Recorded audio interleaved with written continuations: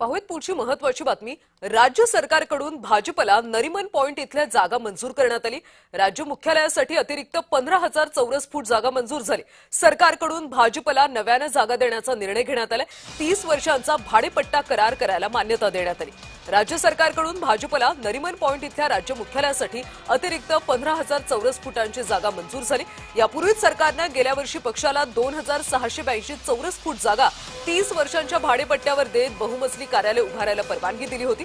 भाजप कार्यालयाच्या उजव्या बाजूला असलेली 15,000 चौरस फूट जागा पक्ष कार्यालयासाठी देण्यात आली असून 1 जानेवारी 2025 ते 31 डिसेंबर 2054 या कालावधीसाठी म्हणजे 30 वर्षांचा भाडेपट्टा करार करायला आता मान्यता देण्यात आली।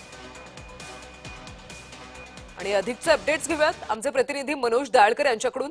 मनोज, सरकारने आता भाजपला पुन्हा एकदा नव्याने जागा देण्याचा निर्णय घेतला, याला काही विरोध पाहायला मिळतोय का? बरोबर कल्याणी, भाजप कार्यालयासाठी आता 15,000 चौरस फूट जागा ही मंजूर करण्यात आलेली आहे। राज्य सरकारकडून भाजपला नरिमन पॉइंट येथील राज्य मुख्यालयासाठी अतिरिक्त 15,000 चौरस फूट जागा ही मंजूर करण्यात आलेली आहे।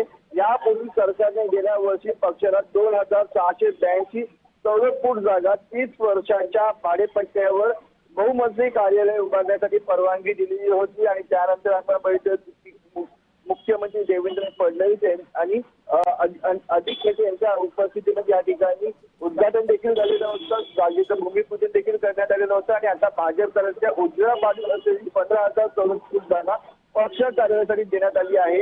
1 जानेवारी 2025 ते 31 डिसेंबर 2054 या कालावधीसाठी ही जागा देण्यात आली आहे। म्हणजे 30 वर्षाच्या भाडेपट्ट्यावर ही करार करण्यात आलेला आहे। आणि जागेअभावी भाजपचा आपण मिळत नरिमन पॉइंट कार्यालय काही वाढीव बांधकाम केलेली होती, पण ती बांधकामे तोडण्यात आलेली होती। न्यायालयाच्या आदेशानंतर ती सरकारकडून नव्या जागेचा निर्णय हाती घेण्यात आलेला होता। त्यामुळे आता भाजपने नवी जागा शोधली होती आणि त्याच्या बाजूला जी 15,000 चौरस फूट जागा आता देखील मंजूर करण्यात आलेली आहे। कल्याणी, नक्कीच मनोज, त्यामुळे विरोधक आता या सगळ्याला कशा पद्धतीने विरोध करतात हे सुद्धा पाहावं लागेल। धन्यवाद माहितीसाठी।